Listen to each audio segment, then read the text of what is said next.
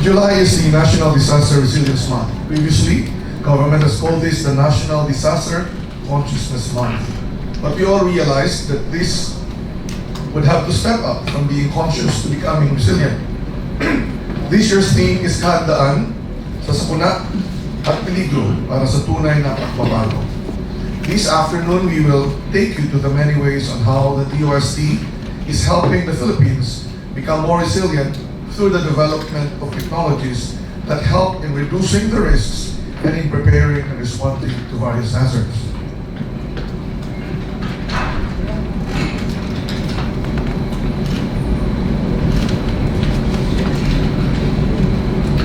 According to the 2018 World Risk Report, the Philippines ranks as the third most disaster-prone country, and these disasters take away so much from us, as this would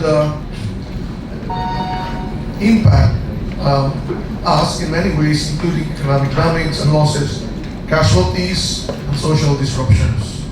We at the DOST, through its various agencies, have been developing or supporting the development of various technologies to ensure the prevention and reduction of damages.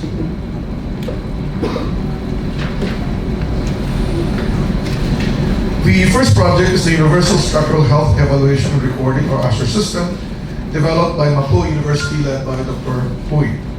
It's a 24/7 economical and hassle-free system that allows stakeholders, such as building managers, to comply with the National Structural Code of the Philippines and the implementing rules and regulations of the revised National Building Code of the DPWH. This technology utilizes the concept of structural health monitoring, which provides diagnosis of the conditions of various structures. The USHR portal can also send alert messages during an earthquake or if any structural damage is detected inside the building. These alerts will either be in the form of an email, SMS, or public announcement. Most products under the USHR system are all locally developed and thus can be a cheaper alternative than foreign-made routers and can also be easily maintained. The Philippines is classified as a developing country and is currently experiencing a boom in the construction industry. Government has been investing heavily on lifeline structures such as roads, rapid transit, and bridges in order to improve mobility and stimulate economic growth and development, especially in major cities and in the country. However, the country is frequently affected by typhoons and earthquakes, which makes this development in peril. Concrete petrography is the application of geologic methods in the analysis of hardened concrete and related construction materials. An analysis of the material's microstructure would then provide information about its strength and durability. Most of the concrete's components and current forms of deterioration might be identified using petrography. USTPH recently helped establish a complete petrography laboratory based in UP National Institute of Geological Sciences. Through this initiative, we are able to acquire appropriate equipment and carry out advanced skills training. These were all significant components that complemented the equipment dedicated to comprehensive mineralogical and geochemical characterization of materials that are already housed in UP. Next, we have the GeoSafer Mindanao, or the Geoinformatics for the Systematic Assessment of Flood Effects and Risks for Resilient Mindanao. This is a research program conducted by the PhilLighter, one Mindanao cluster, higher educational institutions, consisting of Ateneo de Zamboanga, Caraga State University, Central Mindanao University, Mindanao State University Legal Institute of Technology, and UP Mindanao. It produced highly detailed flood hazard maps using geoinformatics-based technologies. Another objective is to capacitate the local government units and other concerned agencies on the proper interpretation, use, and application of the program outputs and other products. For the 2-year implementation of the program, it was able to generate the detailed flood hazard maps of 97 river basins and watersheds located in 121 cities and municipalities in 23 provinces within the 6 regions of Mindanao. With the completion of GeoSafer Mindanao, 56% of cities and municipalities in Mindanao already have detailed flood hazard maps. Flood hazard maps and other products and publications can be requested from the program leader at Caraga State University.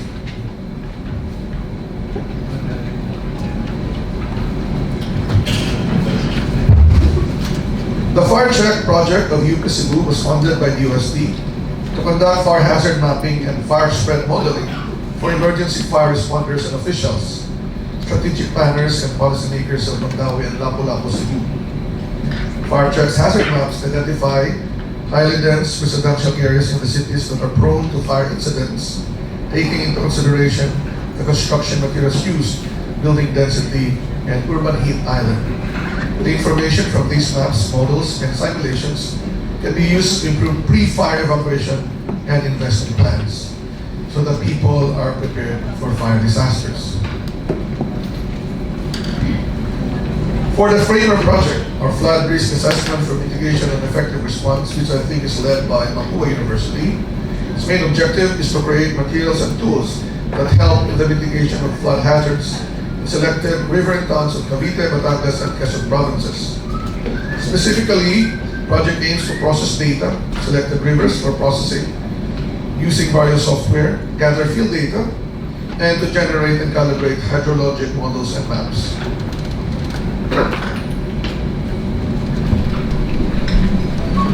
The Regional Disaster Science and Management S&T Capacity Development aims to develop mobile app for capturing and documenting crop details and damage information due to severe wind and flooding.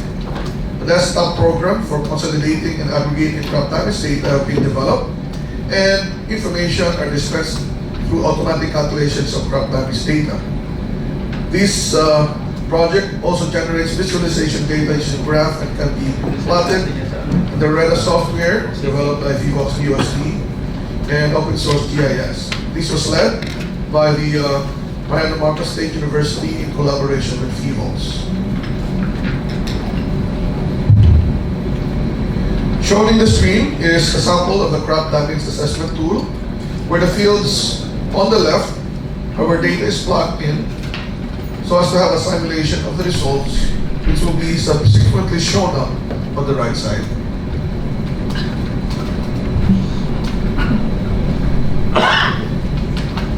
The first ever NEET Center funded by DOST is the Central Visayas Center for Environmental Informatics of UP Cebu in collaboration with other higher educational institutions. This project aims to contribute to the growth of the Central Visayas tourism, agriculture, and ICT sector through research and development, and would have various initiatives that are related to agriculture, production, and forestry. The other NEET Center for the region, or NICER, is in the National Capital Region, which focuses on health that aims to save lives, mitigate the effects of disasters, and avoid disasters. And in this case, the center is for innovations for disaster risk reduction and management in health.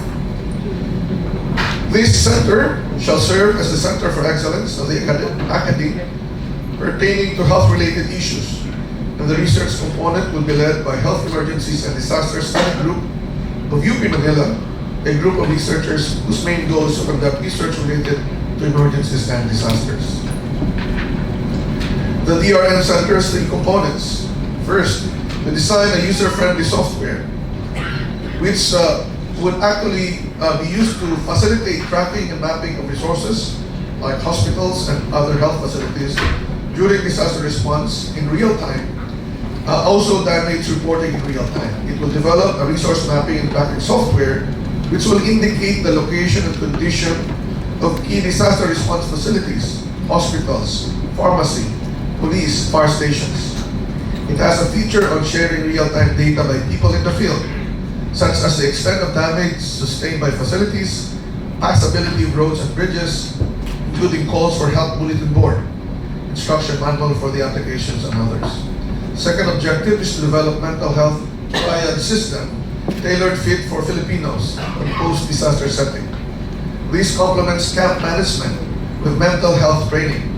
Specifically, it can design a quick mental health screening tool and a triad system based on the tool that helps in overall camp health. Lastly, it will establish a simulations-based learning laboratory that will assess the training needs for patient care, staff management, and interagency coordination in disaster response. The next steps, the next series of technologies will be on monitoring, both in the ground and on space. Shown will be the various hydromet sensors developed by ASTI to gather information from the environment and data collected are sent wirelessly via cellular network as a text message.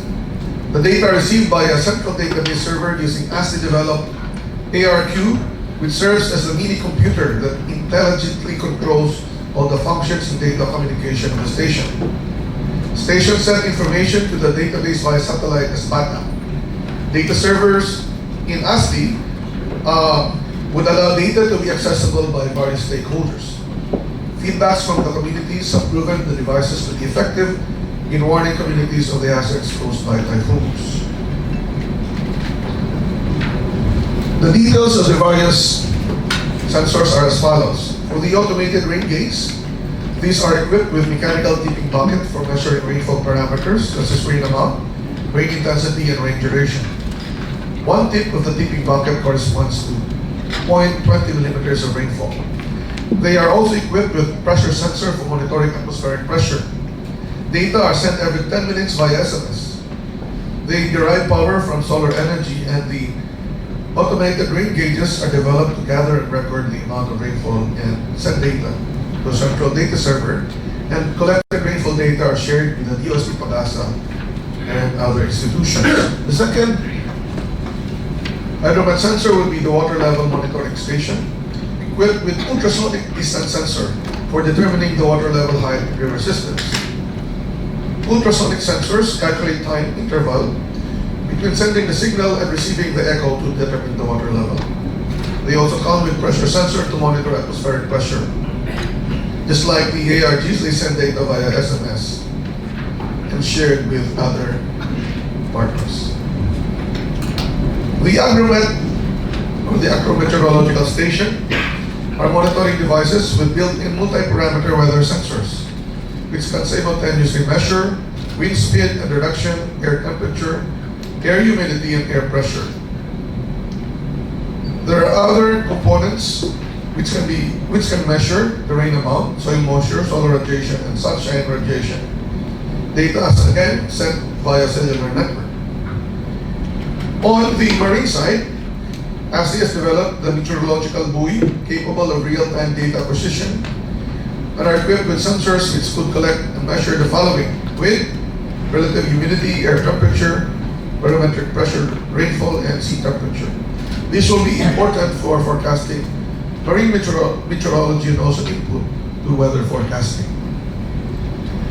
DOST, ASTI, and PHIVOX has developed a tsunami early warning system focused on community monitoring. This would be established in base, and this would have two stations, the detection station and the alarm station. The detection stations would usually be placed in front of base, and the alarm station would be in the inner part of the bay, which would have ample time for warning.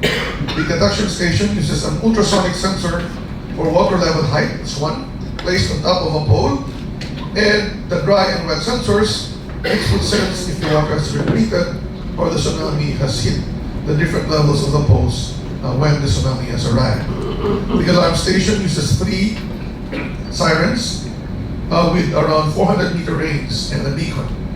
The detection station sends data every 15 minutes when no event is detected, but when there is an event, the station sends data continuously, which is roughly every 2 minutes. The detection and alarm station send data to ASTI server, and PHIVOX and the local disaster risk reduction and management council will be able to activate the alarm station if needed. For space-based technologies, as mentioned, ASTI is the spreader center, and this is already explained during the video, but let me just enumerate that these ground receiving stations by ASTI communicates with various satellites like the Diwata 1 and 2 of the USD. COMSAT 3 and 5 of Korea, Cosmos Climate from Italy, PlanetScope from America, Digital Globe Constellation from America, also GUI, Worldview, and other sensors. As mentioned by the Secretary, the Davao Ground Receiving Station has been launched last Sunday, and this has three purposes. First, redundancy. In case of problems in the operation in ASTI, in UP Diliman, in case of calamities or earthquakes, this will serve as a backup antenna system that could continue the day-to-day operations of Pedro. Satellite traffic.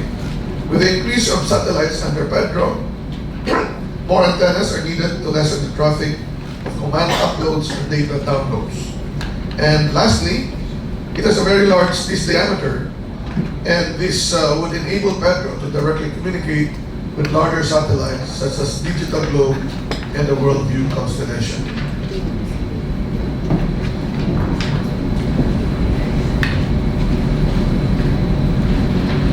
Whenever there's a disaster, DOST-STII would map out the effects of these disasters. Shown here would be the flood maps generated during various tropical cyclones, like Tropical Cyclone Henry, Hong Kong, Rosita, and Usman.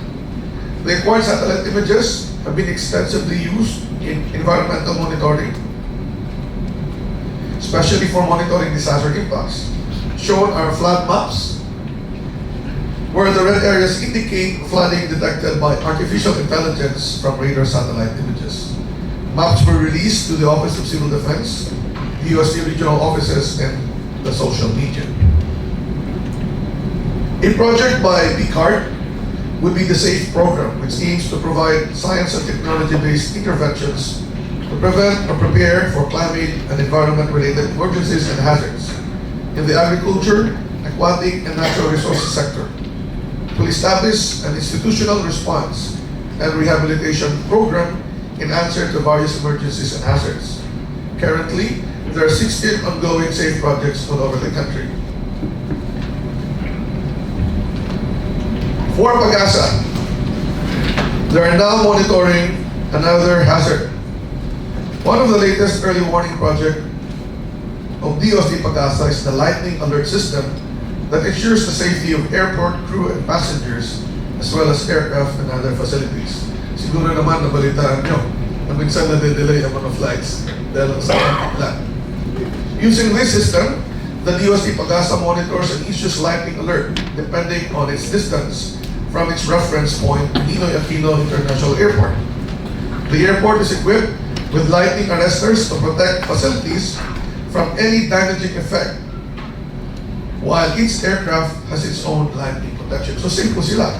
However, movement within the ramp ground is dangerous as it is prone to lightning current due to the absorbed electric surges from the arresters. So safety facility, hindi safe yung tao sa labas. Thus, to address this concern, the lightning alert system uses state-of-the-art equipment to monitor 24/7 any lightning activities within the NAIA aerodrome. So for example, the yellow alert is issued if there are cloud-to-ground lightning strikes between 9 to 19 kilometers from the center radius, and the 9 would be here, and this is the 19. Continuous monitoring is advised. Red alert is issued if a lightning strikes within the 9-kilometer radius from the center. At this point, electrical thunderstorm is approaching and threatening the area. Red alert status is also raised when detected lightning strikes are prevalent in the area, which may endanger airport personnel and passengers or may affect the normal functions of any airport facility. Normal po itong mga lightning alerts sa iba-ibang bansa at ako po'y nakaranas din ng delay ng mga flights sa Japan because of lightning alert. Once on duty, the DOST Pag-asa aero meteorologists monitor a significant reduction in the number of lightning strikes as reported on their newly installed facility, and alert level is lowered or lifted. One of the most important activities of Pag-asa is to establish flood forecasting and warning system and and centers in the 18 major river basins of the country. 15 major river basins have hydromet telemetry system, and installation of the system is ongoing in the 5 remaining basins. So we hope by the end of 2022, we all have the flood forecasting and warning systems for the major river basins. Its network consists of telemeter drain and water level gauging stations and operation control and processing computer systems. The DOST Secretary and other DOST officials was part of the inauguration of the rehabilitated Bicol River Basin flood forecasting and warning system in Pili, Camarines Sur last April 29, where the system was strengthened and replaced with new equipment. New additional stations were also established and telecommunication facilities were improved. Lastly, for Pag-asa, they would like to emphasize na meron po silang bagong Pag-asa website. Lumang Pag-asa, bagong website. The new DOST Pag-asa website is designed to showcase the products and services of Pag-asa that are more relevant to the public, as well as to answer the top 4 questions and average person's question. These are: babaha ba? Uulan ba? Babagyo ba? Anong oras na?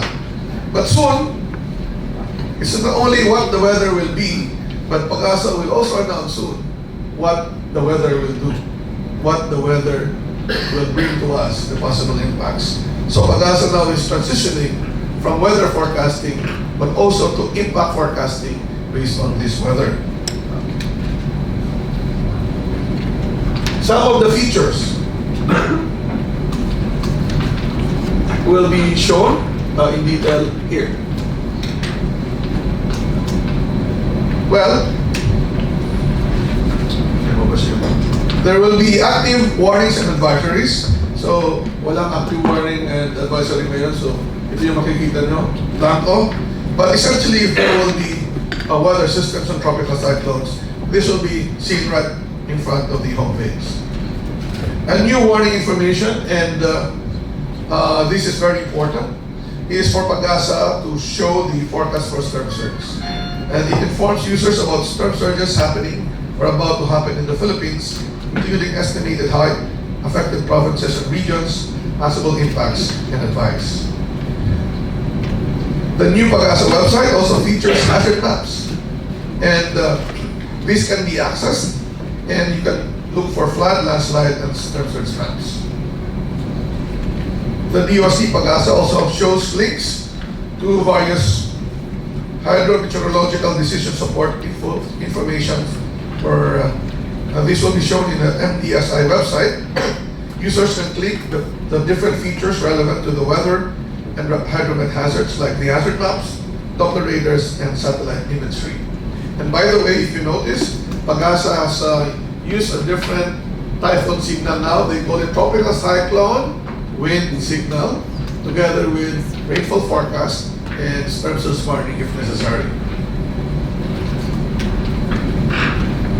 Data mappers or field survey teams can now easily collect from the field through the GMapper PAs, like this app, and submit information to the office so that data may be analyzed immediately by specialists and executives or decision makers in the office.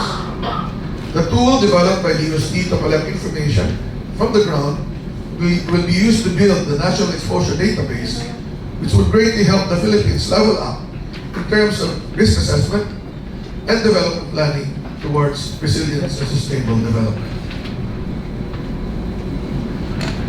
The DRR Philippines also is a single platform for risk assessment. As executives, decision makers, or planners, they need to be able to quickly analyze information analytically through graphs and visually through maps. For example, the graph to the left shows the population in Metro Manila that is exposed to tsunami. At a glance, one can quickly compare the cities that will be hit by the tsunami based on the DOST Tsunami Hazard Map and the Philippine Statistics Authority census data. Metro Manila will be hardly hit with the tsunami, with a total of 2.5 million people affected, and around 1 million in particular for Manila City. The color scheme reveals the depth of the tsunami that will hit the population. And so the highest there will be up to 6 meters. The figure to the right shows the visual implication of the areas and the spatial distribution of population at risk to tsunami. The number of males and females that will be affected are also shown. So, the gender and development component din. This information, fast at a glance, the decision makers would greatly contribute to having science-based intelligent decisions quickly. And this can be done per different departments.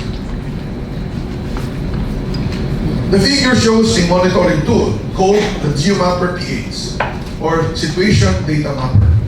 It can provide on-site reporting of floods, landslides, and whatever disaster impacts. It can also provide a monitoring tools that provides real-time location-based updates on situational reports, such as the number of deaths, missing, and injured persons and displaced population. It can provide government officials real-time location-based updates on actual disaster situations occurring per province, municipality, or barangay, per degree of severity in an area or per special point location.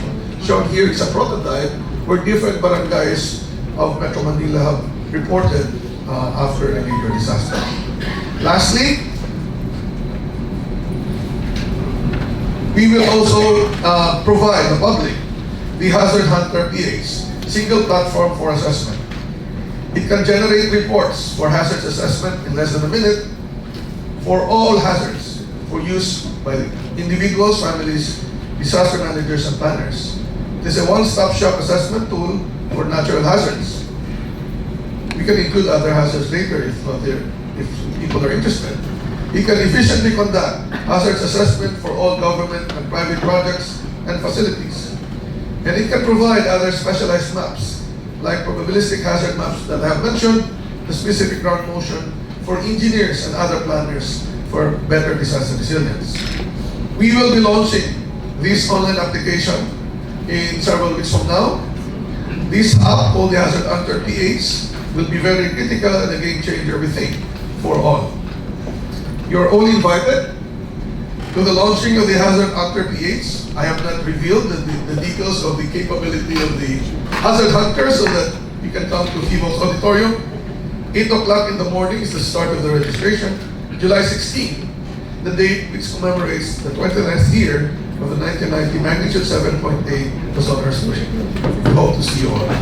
So ladies and gentlemen and friends, we have just presented to you the various exciting disaster resilience projects from DOST. And join us in highlighting disaster resilience this month. Please use the hashtag shown on the slide for every DRR related material we upload in our websites and social media sites.